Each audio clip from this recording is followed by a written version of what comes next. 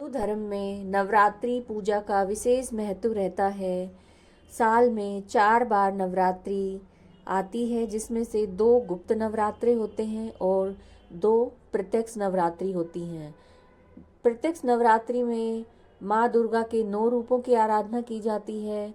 वहीं गुप्त नवरात्रि में 10 महाविद्याओं की पूजा की जाती है।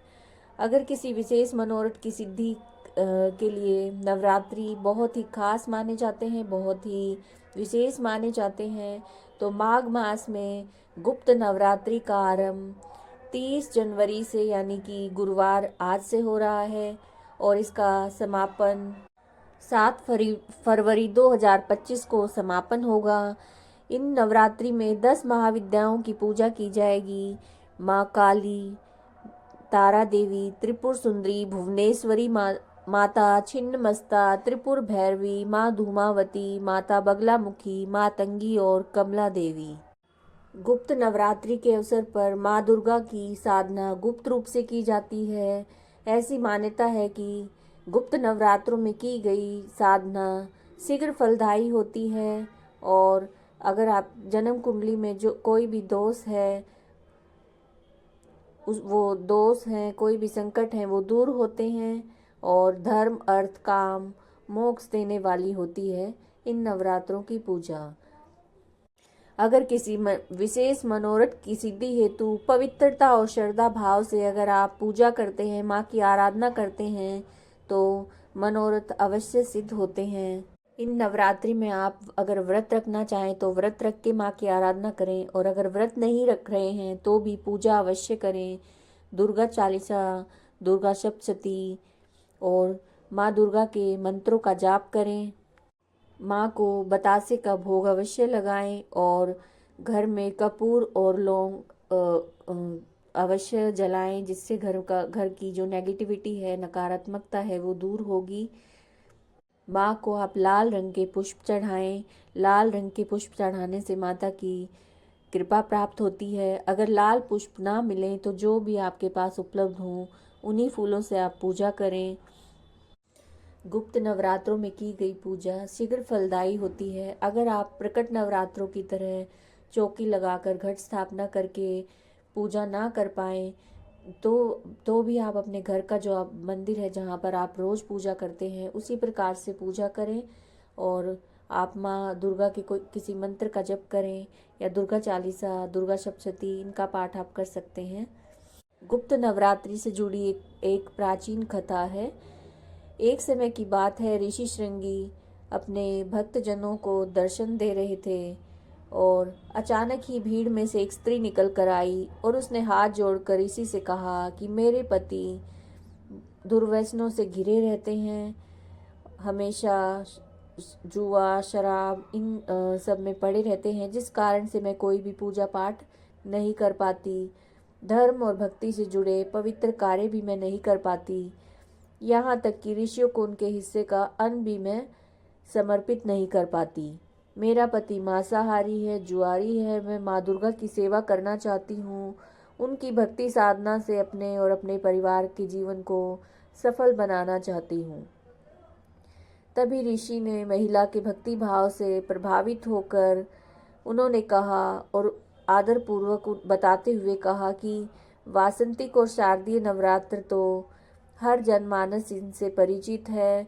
जो प्रकट नवरात्रे होते हैं तो हर व्यक्ति इनसे परिचित है, लेकिन इसके अलावा साल में 2 नवरात्र और भी आते हैं जिनको गुप्त नवरात्रि के नाम से जाना जाता है। उन्होंने बताया कि जो प्रकट नवरात्रि है उसमें 9 देवियों की उपासना होती है और गुप्त नवरात्रि में 10 महाविद्याओं की साधना की जाती है। इन नवरात्रों की प्रमुख देवी स्वरूप का नाम सर्वेश्वकारिणी देवी है। यदि इन गुप्त नवरात्रि में कोई भी भक्त माता दुर्गा की पूजा साधना करता है तो माँ उसके जीवन को सफल कर देती हैं।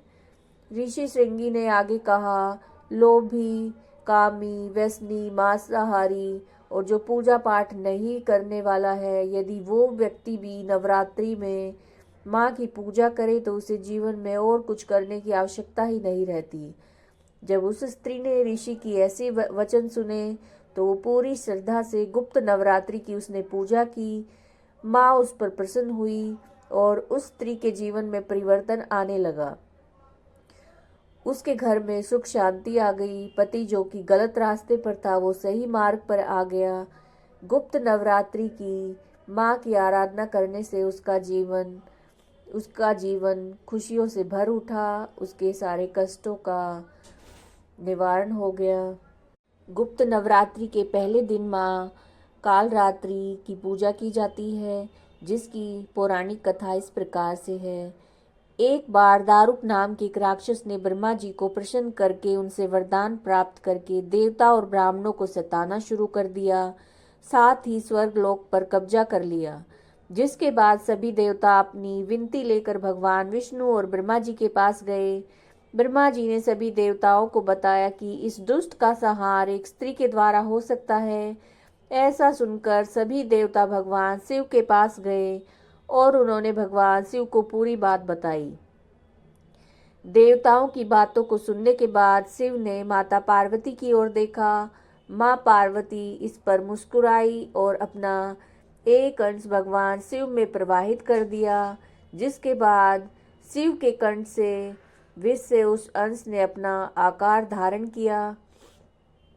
उसके बाद भगवान शिव ने अपना तीसरा नेत्र खोल दिया। उनके इस नेत्र से विकराल रूप वाली माँ काली उत्पन्न हुई। माँ काली के ललाट में तीसरा नेत्र और चंद्र रेखा थी। माँ काली के भयंकर और विशाल रूप को देखकर देवता और सिद्ध लोग भागने लगे।